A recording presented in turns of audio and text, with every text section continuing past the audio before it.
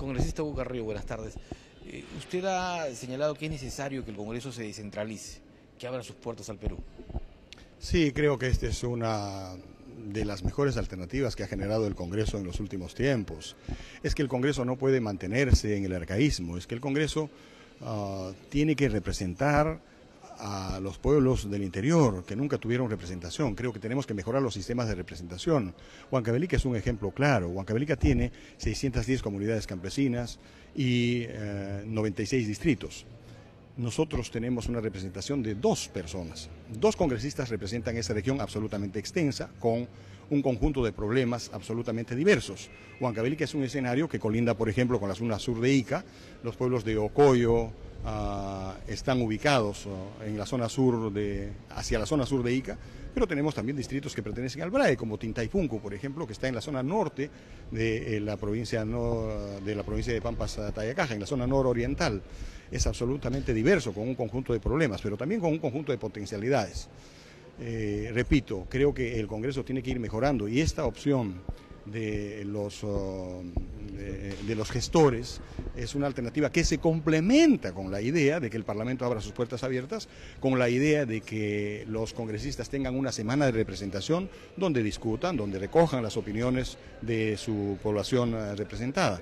Es que no podemos mantenernos con un Congreso patriarcal, ¿no es cierto?, que legisla desde las oficinas del Parlamento y emite las grandes soluciones para las poblaciones que desconoce. Yo le contaba fuera de cámaras que, por ejemplo, el Parlamento realizó una sesión descentralizada de la Comisión de Presupuesto y Cuenta General. Tuvimos lamentablemente la asistencia de una sola persona, de un solo representante, de un solo congresista de la comisión. Y cuando nosotros consultamos qué pasaba con el resto de congresistas, nos dijeron que ya estaban encaminando su visita en avión y no estaban informados los señores congresistas que Huancavelica no tiene aeropuerto y que se requiere más tiempo para visitar nuestra región. Si desconocemos que Huancavelica no tiene aeropuerto, menos vamos a conocer los otros problemas y las potencialidades que hay en la región. De hecho, en estos días hemos estado muy cerca del proceso regional y lo que observamos es que los distritos, las unidades de planificación más pequeñas necesitan el apoyo de diferentes entes. Ellos no saben preparar sus perfiles y la burocracia regional dice, bueno, no saben preparar sus perfiles y por eso fueron rechazados. Y cuando nosotros proponemos que el gobierno regional construya un equipo de gestores para que se viabilicen los proyectos, nos dicen no hay recursos. Por eso estamos haciendo un convenio con el Parlamento de la República para hacer que los gestores justamente colaboren en esta tarea, en esta conexión, en esta necesidad de rescatar las mejores opiniones, las mejores alternativas y preocupaciones de la población huancavelicana, que repito, son 610 comunidades campesinas y 96 distritos. ¿Cómo entender el rechazo de algunos sectores políticos que se oponen ahora a este programa cuando inicialmente lo habían respaldado designando a sus coordinadores? Y es más, señalan de que en muchos casos esto tiene un alto costo. Yo creo que ese es justamente el tema que nosotros debiéramos discutir. Si de altos costos se trata, yo me pregunto, ¿cuánto costó la semana la sesión descentralizada de ICA? 100.000 soles, se dice que costó 100.000 soles. Y no tenemos derecho, los pueblos olvidados, a que se gaste 100.000 soles en una sesión descentralizada que permita que los congresistas, los 130 congresistas de la República, conozcan, y no solamente conozcan nuestra región, sino que además escuchen de opinión de la propia población cuáles son las necesidades más urgentes. Porque hoy tenemos sistemas de representación en los que los congresistas, por supuesto, traen las aspiraciones de su población, traen las preocupaciones de su población, pero es un Congreso con 44 representantes por Lima. No nos engañemos, no son 36 solamente, porque tenemos que agregar a los del Callao y a los de Lima provincias. Y entonces, ¿cómo hacemos para que estos congresistas, asentados solamente en Lima, legislen en favor de nuestras regiones que, repito, tienen potencialidades también? Y entonces creo que acá hay una percepción todavía tradicional, arcaica, ¿no?, de la función parlamentaria. Creo que hay una oposición a que los pueblos tengan mejor conexión con la administración pública y concretamente con el Parlamento. Revisando un poco el trabajo desarrollado por usted en estos primeros meses, he notado que su labor se enfoca mucho a lo que es el tema vial hacia su zona, las carreteras. Creo que ese es un tema fundamental, sí, para todo desarrollo. Tenemos que mejorar nuestras condiciones de vialidad, porque la producción se realiza en tanto haya conexión con los mercados. Se trata, pues, de no andar en la falsa disquisición de que el país es monocorde. Este país no es uniforme, este país tiene una diversidad de productos. Tiene minería, pero también tiene agricultura y con enormes potencialidades.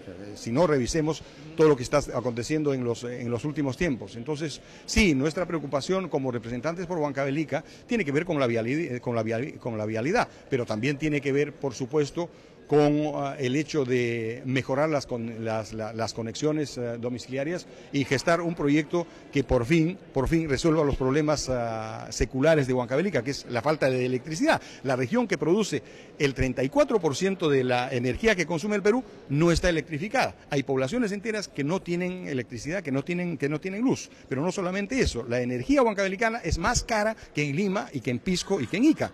Entonces hay que resolver este tipo de temas. Y de otro lado, también la preocupación central por el tema del agua. Hoy que hay una ley de consulta, que se está reglamentando la ley de consulta, tenemos que hacer que haya por fin un diálogo y un reconocimiento de los daños medioambientales causados por el proyecto especial Tambo-Caracocha para nuestra región huancavelicana, y que tiene que haber un pago por servicios ambientales. Tiene que haber entonces una concepción, una reconceptualización de los esquemas de inversión. Lo primero que tenemos que hacer es preguntarnos cuáles son los programas de desarrollo que tienen las comunidades y entonces en ese sentido qué inversiones empatan con esos programas de desarrollo. Ahora es al revés. Vienen las empresas, ubican su zona, ven cuáles son sus niveles de rentabilidad, después se les pide hacer un estudio de impacto ambiental, que ni siquiera es un estudio de impacto, sino simplemente un listado de cuáles son las posibilidades de solución de esos temas negativos. Luego el Estado les pide una partecita, ¿no es cierto?, de las rentas, y finalmente se dice ¿y con qué pueden colaborar las empresas para el desarrollo local? Es decir, ¿cómo podemos derivar algún recursito para que estén tranquilos y conformes las comunidades? Creo que hay que reconceptualizar, porque en Huancavelica no nos pueden decir, oiga, la inversión trae trabajo, la inversión trae mejoras, la inversión mejora la calidad de vida. Huancavelica precisamente es la zona donde peor se ejemplifica el tema de las inversiones. En Huancavelica no hemos tenido inversiones, hemos tenido saqueo. ¿No? Ese es el tema. Creo que tenemos que cambiar. Hay un conjunto, repito, de propuestas que tienen que ver, si somos potencialmente productores de la energía que consume el Perú, con la construcción de las nuevas centrales, Huancavelica va a producir más de la mitad de la energía que consumirá el país. Entonces tiene que haber un reconocimiento. Esa producción tiene que ser facturada en Huancavelica. Nuestra minería tiene que ser facturada en Huancavelica. Las aguas tienen que ser facturadas y tienen que pagarse por servicios ambientales a los huancavelicanos. Y, por supuesto, los otros recursos. La papa nativa tiene que tener mejores precios. Las 3.000 variedades de papa que existen en Huancavelica, tenemos más de 1.000 variedades de papa, tienen que ser reconocidas en sus calidades. Nuestra producción camelidal igualmente. En un país deficitario de proteínas no puede darse el lujo de desdeñar de las condiciones de la carne de alpaca. En fin, hay un conjunto de alternativas y por eso tenemos que trabajar también desde el Parlamento y desde el Ejecutivo, por ejemplo, para que haya un plan de mejora de la crianza de los camélidos sudamericanos, porque 1,5 millones de personas dependen de la producción de camélidos, por venta de carne, por venta de fibra, por crianza, por comercialización o simplemente por transformación. 1,5 millones de personas. ¿Y quiénes son esas personas? Las personas más pobres del Perú, asentadas sobre los 3.500, 4.000 metros sobre el nivel del mar. Esas son las preocupaciones. Pero por supuesto la preocupación central es que por fin se nos escuche en nuestra voz, se escuche a los huancavelicanos hablando en runasimi en quechua. Yo hay como ayuda en cucho, yo hay como hawai con cucho. Rima hay con unaptemps changsa conco. Rima hay con unaptemps y mainat maimantat hamuch kan cairo nan espanigo.